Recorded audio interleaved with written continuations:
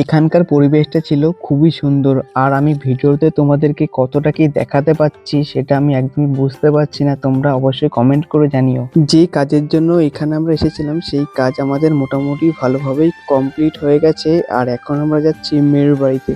এখানে আসার পর আমাদেরকে সকালের খাবার দিয়ে দিল, আর খাবারে ছিল লুচি আর আলুর তরকারি। এটা কিন্তু আমার খুবই ফেভারিট খাবার। সত্যি কথা বলতে গেলে সকালে কাজে আসার পর থেকে আমরা তেমন কিছুই খাইনি। আর এখন যেহেতু সময়টা অনেক হয়ে গেছে আর আমাদের ভালোই খিদে পেয়ে গেছিল, তাই এখন আমরা বসে পড়লাম খেতে। খাওয়া দাওয়ার পর কিছুক্ষণ রেস্ট নিয়ে এবার আমরা চলে আসলাম দিদির বাড়ির কাছে একটা ভালো জায়গা দেখে সিঙ্গেল কিছু ফটো তোলার জন্য। এইখানে এসে সবে কয়েকটা ফটো তুলতে শুরু করেছি, আর এর মধ্যে খবর আসলো এখন জল সইতে যাবে। তো কি আর করা যাবে, চলো জল সইতে যাওয়া যাক। জল সইতে যাচ্ছি আর নাচ হবে না, এটা কি করে হয়। আর এইদিকে কিন্তু বাজনার তালে তালে নাচ শুরু হয়ে গেছে।